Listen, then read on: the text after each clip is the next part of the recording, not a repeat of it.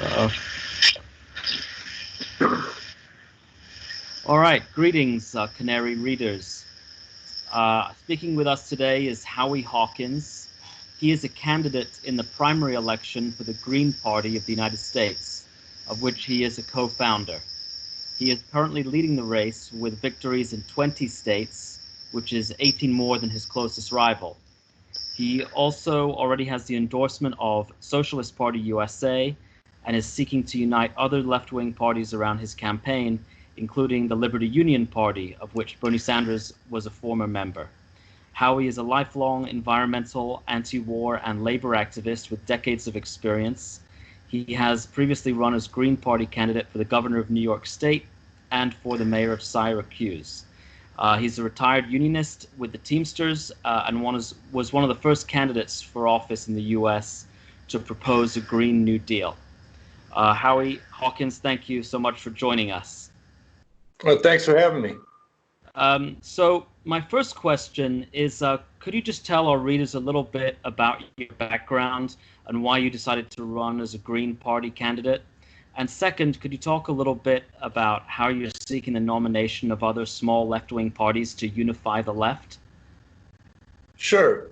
Well, as you mentioned, I'm a retired Teamster. Before that, I was a construction worker, but that was to pay the bills.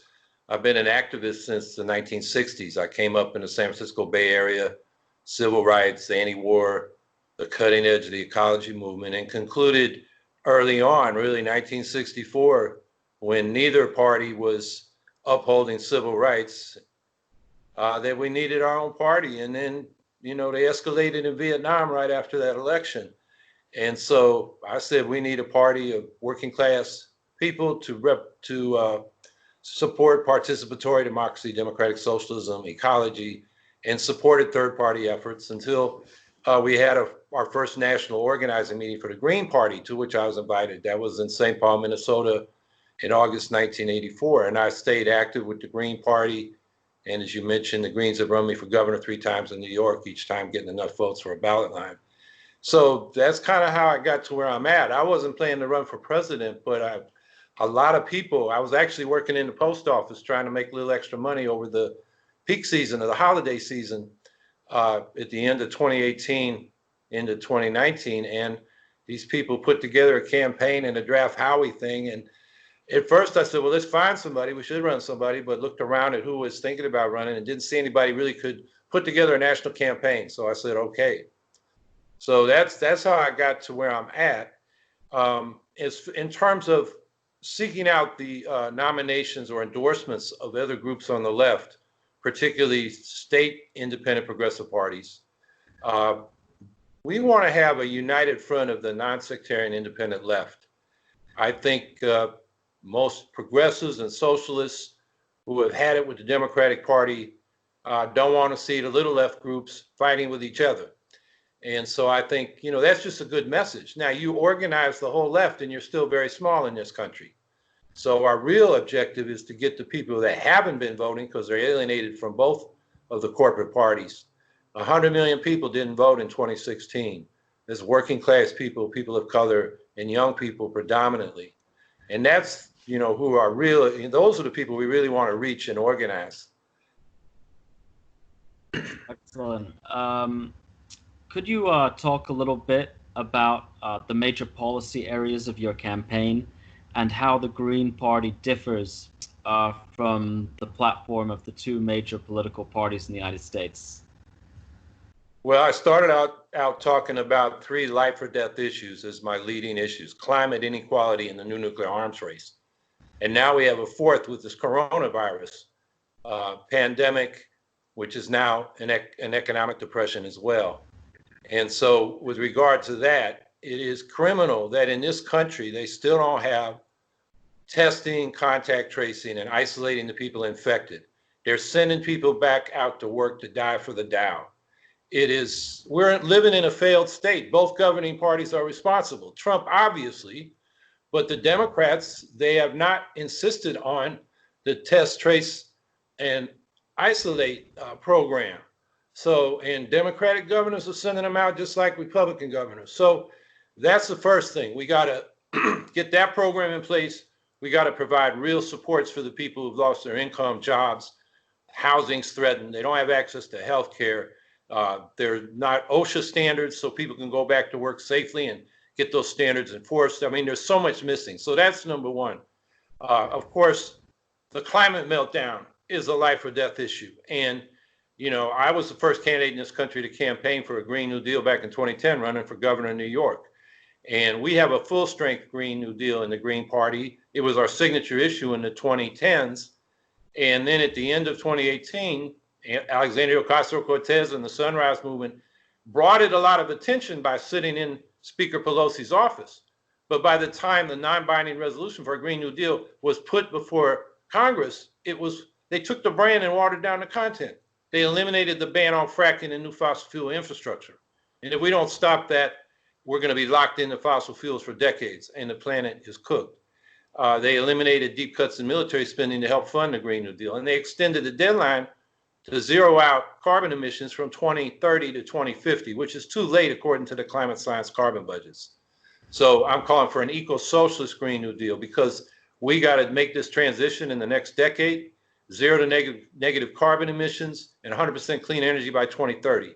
Because that's what the science says a rich country like the United States needs to do if we're going to avoid the worst consequences of climate change. So that means we got to go through the public sector, public investment and planning, particularly in the energy, transportation, and manufacturing sectors. So that's the second issue. And then inequality. Inequality is killing us. Working class life expectancies are declining in the United States. It's unheard of for a developed country. And that's because they call them deaths of despair. People who expected to do better than they're doing they're coping with alcohol, drugs, not taking care of themselves, diabetes, obesity, leading to heart and respiratory problems. And so people are dying young.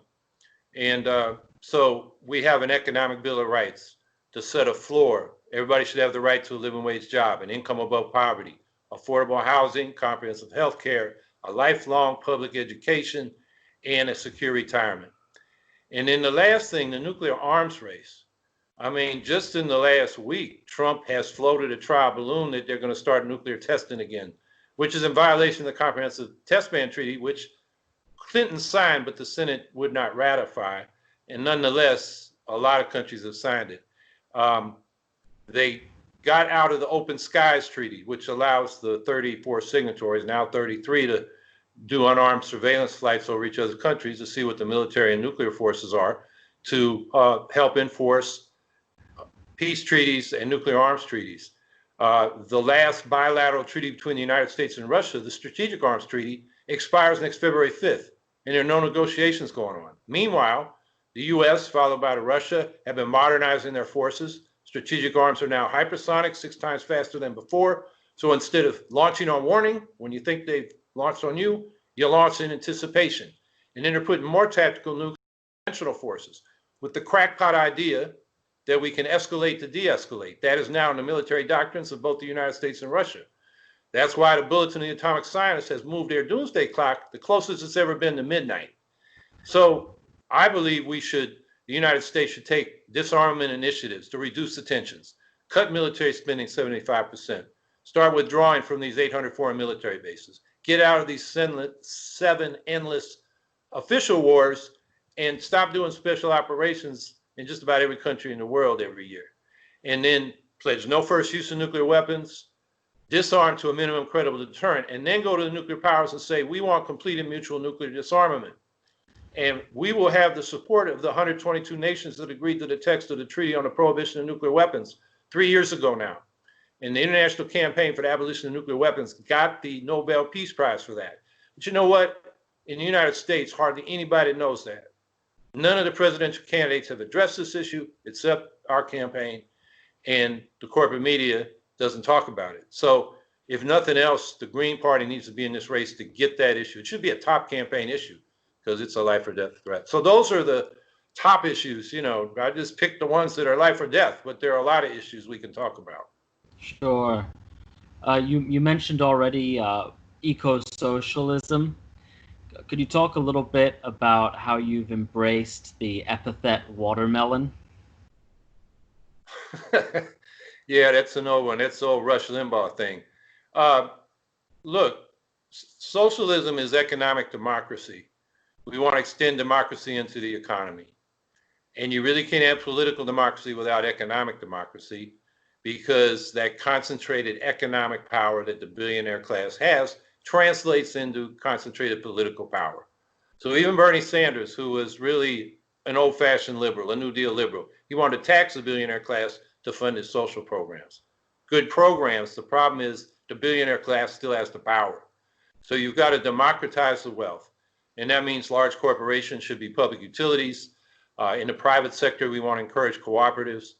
And we need strategic planning of the key sectors, like I was talking about in the transition to clean energy and zero to negative carbon emissions. And look, we don't have any economic democracy now. You know, these corporations are private tyrannies and they dominate the government. And then we get decisions that aren't even made in the market.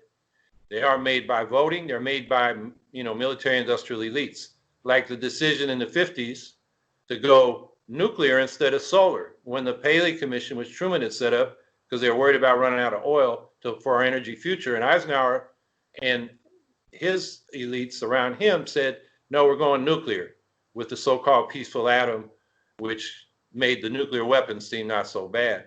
That decision was not made by the market or democracy. It was made by, you know, the elites. And that's what we got to get away from. So, you know, that's what I say, you know, watermelon, that's just a metaphor. We're talking about economic democracy. Mm-hmm. And so you have a say in the economic decisions that affect your life. Absolutely. Most of the Canary readers are in the UK, where people are perplexed that the US does not yet have a system of public universal health care. Could you talk a little bit about why you think the US has lagged behind the rest of the developed world in this respect? And could you also talk about your own proposal and how specifically a community-controlled national health service would be different from what other countries have attempted? Well, in the United States, probably more than other capitalist democracies, what the people want, public opinion doesn't translate into public policy. Majorities in public opinion polling have been for a national health insurance plan since the Truman administration, really since the Roosevelt administration when the bill was first introduced. And that's why, you know, it's the billionaires in the health insurance industry and the pharmaceutical industry, as well as the, you know, the professional managerial elites, you know, doctors, for example, although they're coming around because they're getting more and more incorporated into these hospital organizations that treat them just like employees instead of professionals. So that's why we don't have it. Now, what I'm proposing is we should go immediately to national health insurance, where you have a single public payer, pay for all medically necessary services. It's a lot more efficient. We can cover everybody at lower costs than we're now paying for both those public programs we have, like Medicare for the elderly and Medicaid for the poor. And then we want to expand that into a national health service like you have in the United Kingdom, where most of the hospitals and clinics are publicly owned. The doctors and nurses and other healthcare workers are salaried public employees. And what that's good compared to what we have now is in these hospital organizations or just in, you know, private practices, doctors want to run through people as fast as they can, give them extra tests and treatments they may not need in order to get more fees for service. If they're salaried, their only objective is to provide good care. And that'll also help with cost controls. And then, unlike the UK, I believe, we want to have this democratically controlled from below by having local health districts with locally elected health boards, 2/3 elected by the general public, 1/3 by the healthcare workers, so that we can make sure all communities have the healthcare resources they need, and we're rationally allocating resources. Under the system we got now, like I'm living in Syracuse, New York, we have hospitals competing for customers. They advertise all the fancy equipment they got, like MRIs. We have more MRIs than our district needs, but in the working class neighborhoods, there are no doctors or clinics. And like the neighborhood I'm sitting in right now, half the people don't have cars. It's a 2-mile walk to the community health center where the Medicaid patients goes, or 2 miles and up a hill to the hospitals. And so we're underserved and our health outcomes are much worse. So with democratic control, this community will be able to advocate for itself and get a more rational distribution. So that's what we want. and we want it fully funded. I know the UK and some of these other national health services like Italy, they have underfunded them and then introduced what they call market competition for efficiency. But what that means is everybody in the market's got to operate on, with as lean as can be. So like then when the COVID crisis comes along, they don't have the backup resources for the, increased need for health services. If you had a public health system without that private competition, you would know, because the public health officials had told you, that you need to be ready for a pandemic and have the backup resources instead of running, as efficient as possible in a market. And that has undermined some of these public systems we have in a lot of countries. Oh, absolutely. The Canary has argued that the government responses around the world to the COVID-19 outbreak has proven that radical change has been possible all along. For example, even Donald Trump now is giving what is essentially a one-off universal basic income. Do you think that the pandemic has made the public potentially more receptive to radical ideas? And secondly, do you think that some of the proposals on your platform, such as a moratorium on evictions, foreclosures, and utility shutoffs, canceling rent, mortgage, and utility payments, and federal universal rent control, could be made permanent, hypothetically, after the pandemic? I think people see that both governing parties are presiding over a failed state. So that opens up possibilities. But the outcome is not certain because the Trump side is mobilizing xenophobia and scapegoating, racism, and their strategy is to suppress the vote and divide and conquer. And the Democrats, Biden is largely invisible, but to the extent he puts his head out, he is joining Trump in scapegoating China for this problem instead of pointing out the kind of solutions you just named. So that gives us an opportunity to step into that vacuum and point the way to these solutions. And I'm hopeful we can do that. But like I said, between the far right, Republicans and the center right Democrats and all the money they've got and all the media that pays attention to them and not us, it's going to be a battle. So I think the possibility is there, but the outcome is we got to fight for the future. Absolutely. You've actually preempted one of my next questions, which is how will the power of the corporate media in the U.S. influence this election, and how do you have any strategies for how your campaign might bypass it or deal with it in some way, and raise the profile of yourself and perhaps other third-party candidates? Well, the mainstream corporate media narrative is this is a referendum on Trump, and they're going to make Trump look bad. He deserves to look bad. I think Trump is toast. His response to the coronavirus crisis was not just incompetent, it was pernicious. He's killing people. And I think more and more people are seeing that.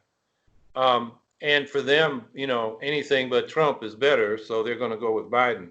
And then you got the Fox News and the right-wing talk radio empire, and they're going to try to, raise all these crazy conspiracy theories. The latest is Obamagate, or they're going to try to make Biden into a criminal.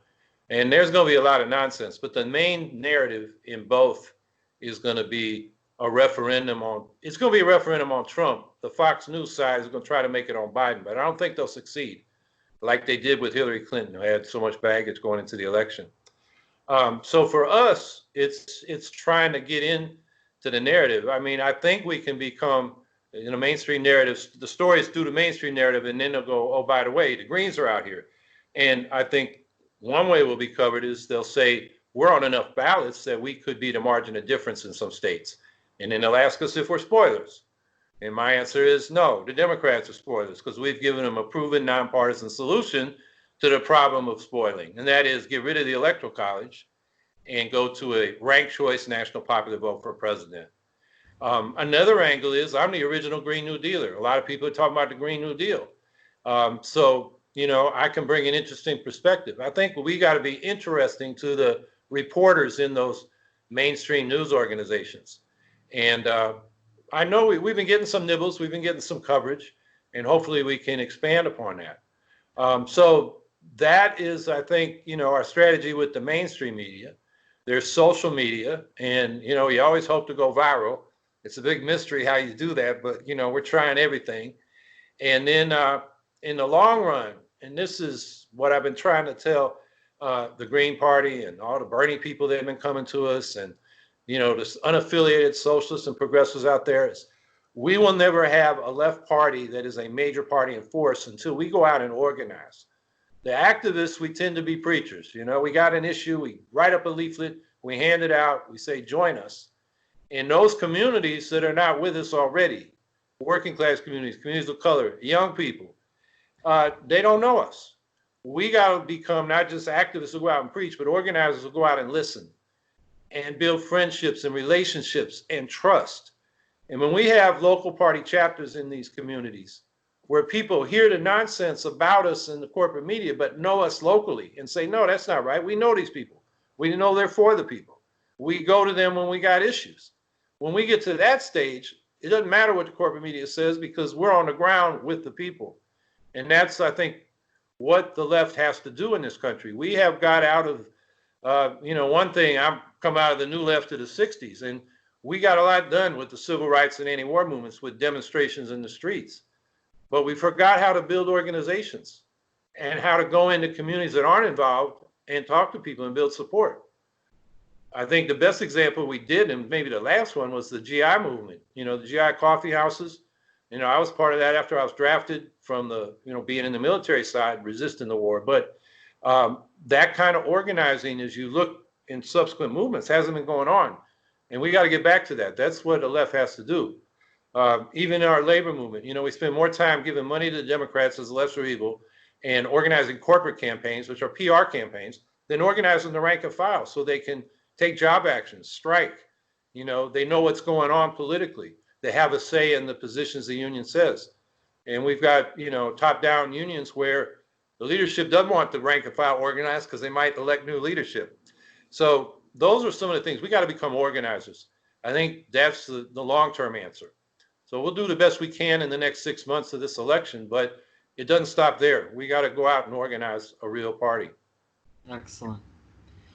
So my next question is about Bernie Sanders, which the Canary has written about quite a lot. Bernie Sanders hoped to take an insider strategy by trying to move the Democratic Party to the left from within. I understand that you've always been a critic of the insider strategy. Could you discuss why, and also why you think the Bernie Sanders bid to win the Democratic Party nomination ultimately failed? Well, he demonstrated why that strategy doesn't work. The corporate Democrats make the decisions, but they like the progressives to go out and make speeches because it draws in progressives.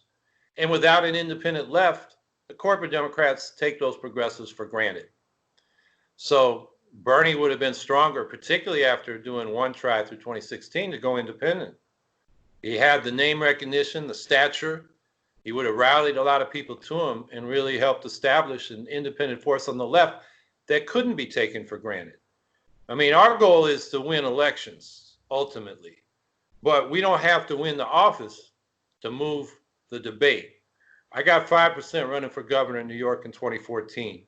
Andrew Cuomo, the governor, wanted to run up the vote to prepare the ground for a run for president. He wanted to get more votes than his father, Mario Cuomo, got as governor back in the late 1900s. He wanted to get more votes than he got when he was first elected in 2010, and he got less. He couldn't take our 5%, 200,000 votes for granted. And so what he decided to do was label himself the pragmatic progressive and adopt three of our demands, which he had never supported: a ban on fracking in New York, a $15 minimum wage, and paid family leave. So we had leverage just with 5% of the vote. And that's been the historic role of third parties. They put issues on the table and they because people can vote for them, they can't get taken for granted. It goes back to the Liberty Party that, put slavery on the agenda, the populists, and then the socialist movements, which put public programs to support the people, and some of them were adopted in the New Deal. And so I think that's the mistake Bernie made. And, it was clear in 2016. It's clear again. And there's a long history of that.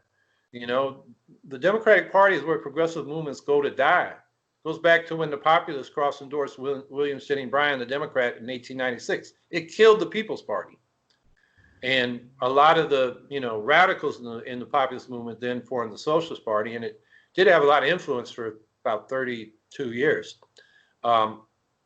So I think the strength of independence is if you now, because you hate Trump, you get behind Biden and you're on the left, you get lost in the sauce. They don't know you're for the stuff Bernie Sanders was for. You voted for Biden. You voted for things that Biden opposes. I mean, yeah, things that Biden opposes, like Medicare for all, a full-strength Green New Deal, an economic Bill of Rights, and so forth, that Bernie Sanders was campaigning for.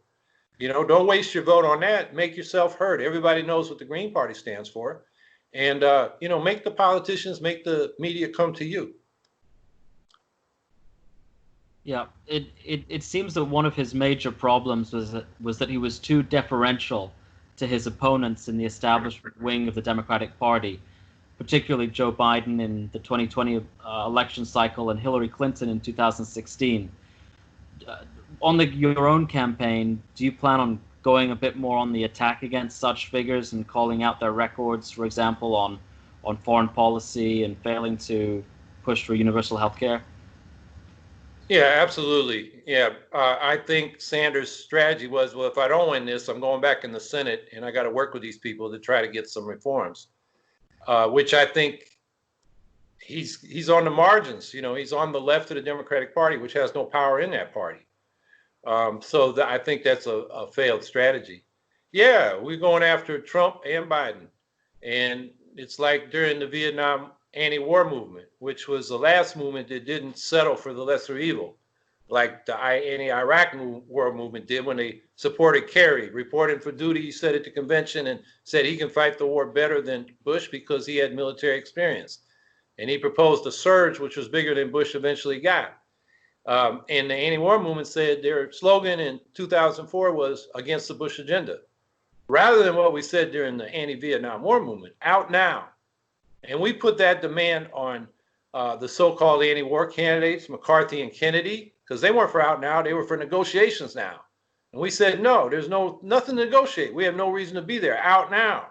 And then when it was Humphrey and Nixon, we didn't say vote for Humphrey as lesser evil. We said out now to both of those candidates.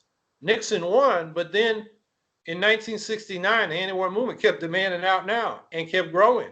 And Nixon and Kissinger's secret plan to end the war in Vietnam was to nuke North Vietnam. And they were getting ready to do that. They'd made the threats to North Vietnam. And in the fall of 1969, we had the Vietnam moratorium in October and massive demonstrations exactly a month later in November. And it scared Nixon and Kissinger. They said, if we do what our secret plan says do, nuke North Vietnam, we won't get reelected. In fact, they were afraid they'd spark a revolution. I think that was a little, I was in the movement. I don't think we were at that point, but reelection, yeah, that would have been a problem. And so we didn't even know we had won at the time. But what I'm saying is that's what independence, whether it's in the ballot box or on the street, in the demands you make, is powerful. And people got to understand that. As soon as you surrender your independence and your demands in order to support the lesser evil, you disappear. Your demands aren't front and center. You're doing the grunt work for the people you were fighting. I mean, it's something that the left has got to learn. I think the biggest reason we don't have a left party here is not, we have structural barriers. We have, plurality winner elections, and we got enormous domination by private campaign finance. We got all that stuff. But we can overcome that, like a lot of left parties have in two-party systems with winner take all, first past the post elections.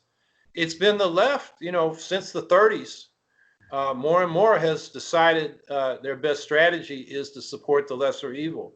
and influence the Democratic Party.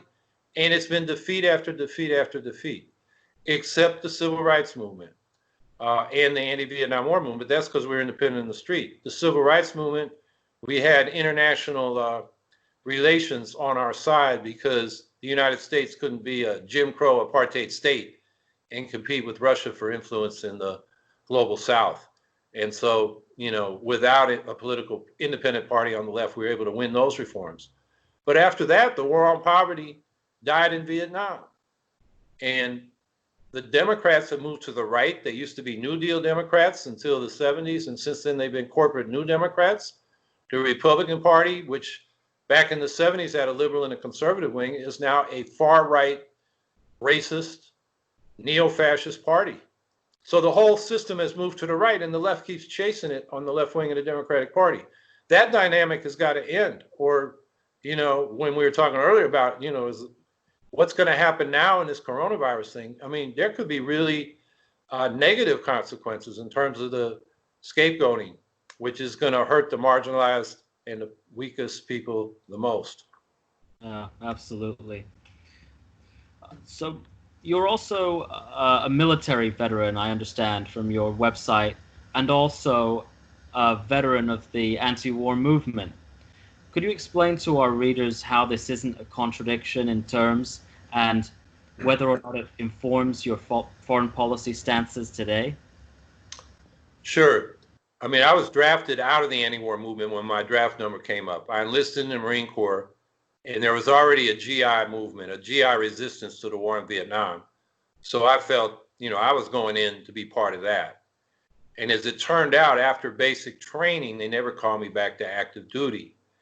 They knew who I was, and they said they were watching me, but I, completed the course. It was officer training at Quantico, and all I had to do was graduate from college. But my college said, get the GI Bill, then we'll talk about your scholarship and loans. And then I told the Marines, you got to put me back in as an enlisted guy, and they never called me to active duty. But that experience, and along with being part of the veterans anti-war movement, as well as the civilian anti-war movement,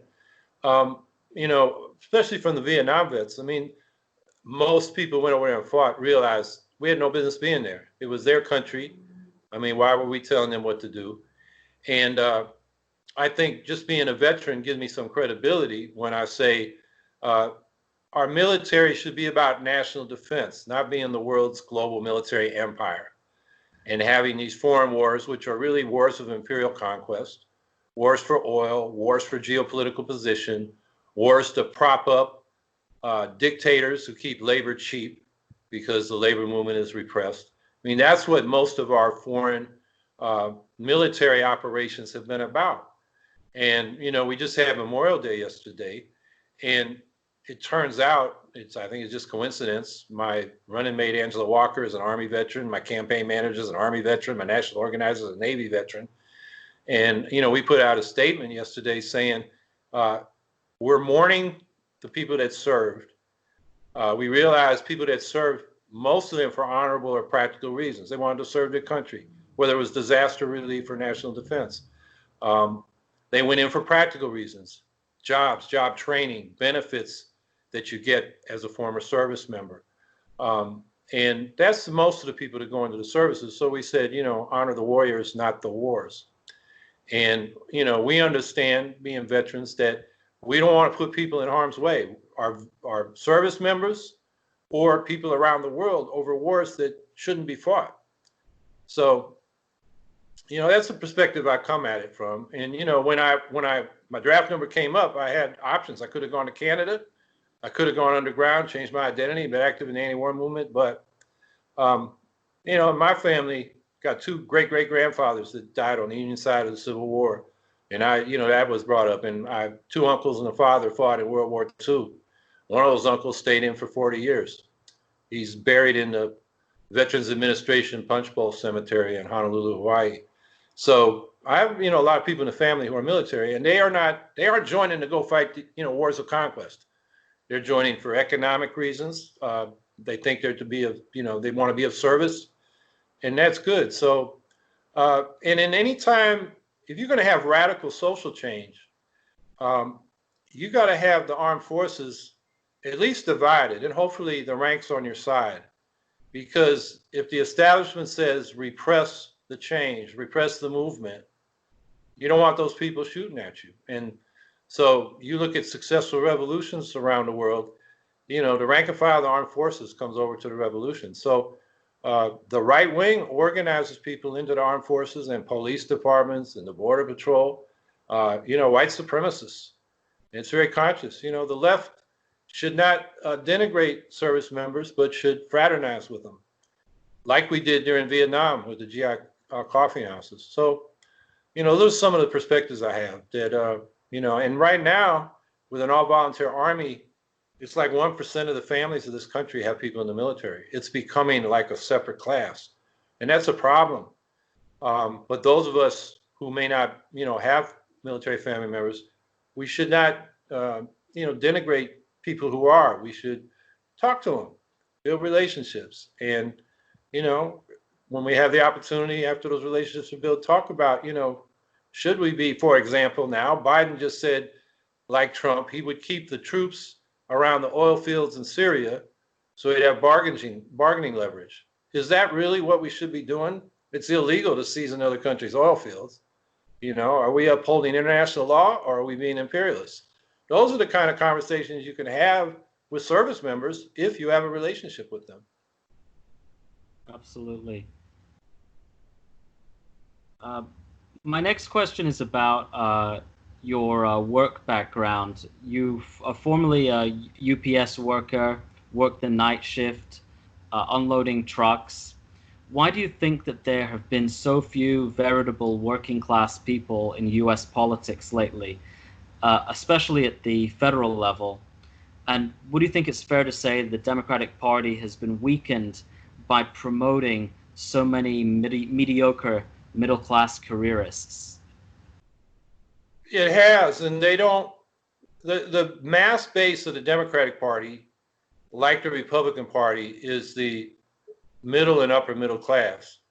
The working class has nothing in politics. I mean, some vote for their party, the Democrats or Republicans, but the ideology of the Democratic Party is the kind of meritocratic ideology of the professional middle class, the people that got credentials and got white collar jobs. And, the mass base of the Republican Party are the middle class people who are middle management, supervisors on assembly lines, or like at UPS, in a warehouse, or are small business people. So working class people, they just want them for votes. And they really don't care if they don't vote because, the strategies of the two parties is it's hard to get working class people to vote. So don't spend resources on that.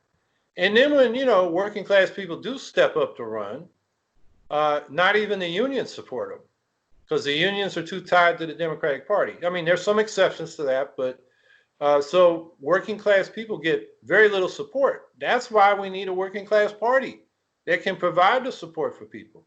You can say the same thing about women. Why do so few women run? Well, normally women are doing two jobs, the regular paid job and then caring for the household at home. And then to add a political campaign on top of that, where's the support? The middle class women that run, the Democrats run a lot of them, tend to be upper middle class with resources, and the party will support them in that. And they flaunt their professional credentials, almost as if to say to working class people, you ain't good enough for this. So I think those are some of the reasons why, very few working class people run for office. Mm-hmm. Yeah, it's a trend that is very much alive in parts of Europe too. So looking forward, a lot of third-party candidates talk about expanding the debate, and you alluded to this earlier. But do you think that maybe is placing the bar too low? What are the major things that you would like to achieve through your campaign? And do you think that as the years go by, we really could build an alternative, a viable alternative to the two major U.S. parties? Yeah, I think changing the debate is a pretty high bar for a third party in a presidential election. But we saw how Bernie Sanders changed the debate inside the Democratic Party. So I think, and that has changed our politics. So for example, national health insurance, what they call single payer or Medicare for all, is a real term of debate. After Clinton got the nomination in 92, they took it out of the Democratic platform, which it had been there since Truman.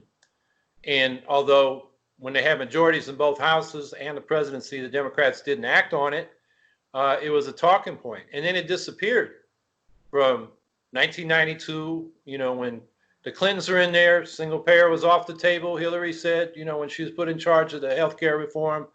And then when it came back with Obama, Pelosi and Obama said it was off the table. Bernie put it back on the table. So it's not easy, but I think that's significant because, particularly now in the coronavirus crisis, a lot of people are saying, yeah, why the hell don't everybody be covered? Because, people, if you get sick, it's like at least $35,000, and they put you on a ventilator, at least $75,000, $80,000. That destroys families' finances, most families' finances. So that is, I think, a significant goal. But we have other goals, and this goes toward building the party. Ballot access. In about 40 of the states, how many votes our presidential ticket gets determines whether the party will be on the ballot for the next election cycle. And that's important for running local candidates, both for city and county and town boards, but also local districts of state legislatures and Congress.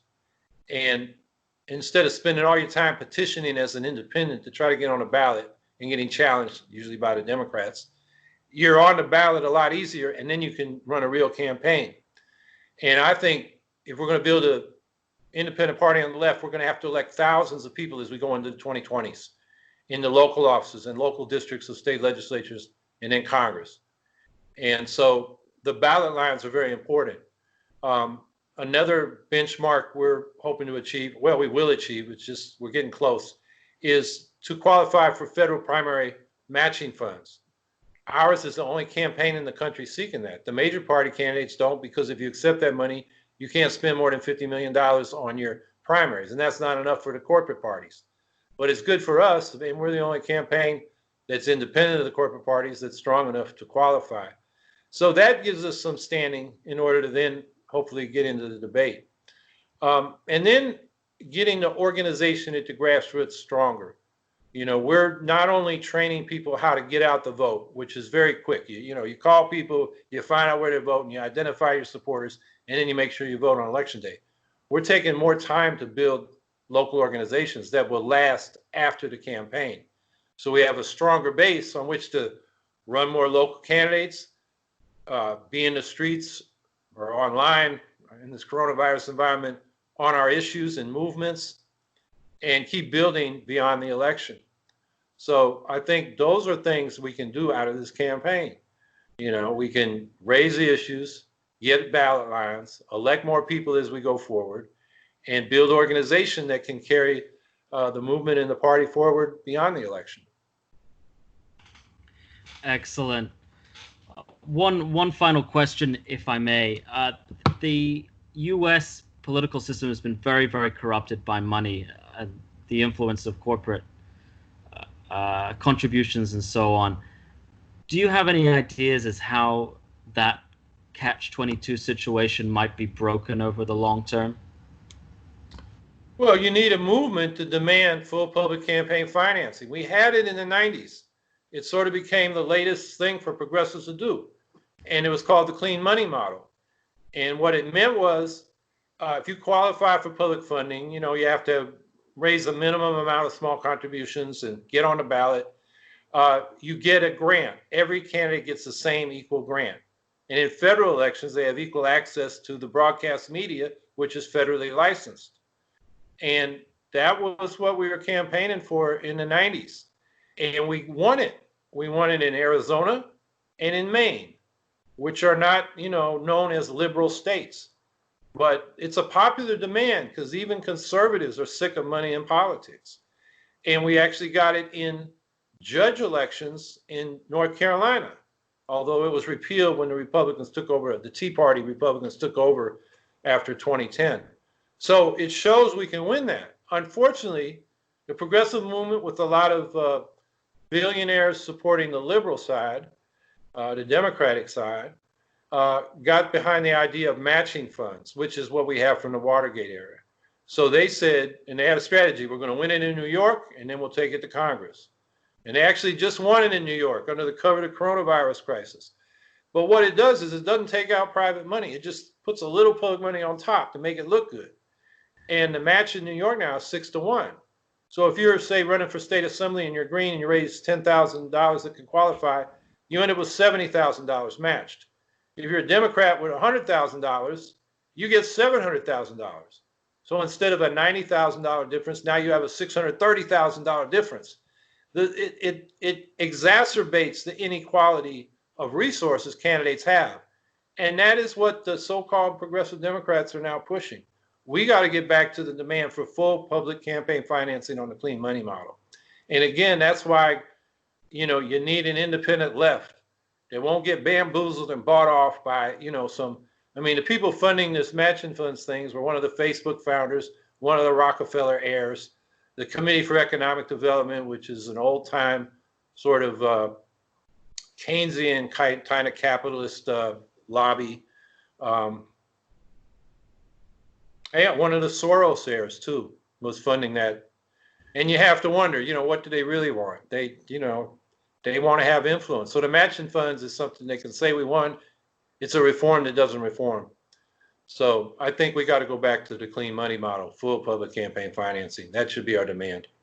And I'll tell you, in Arizona and Maine, most of the candidates run on it. Even Republicans that rhetorically say, they want private money to run it, they'd rather just take the public money and run the campaign and, get on the phone and beg people for money.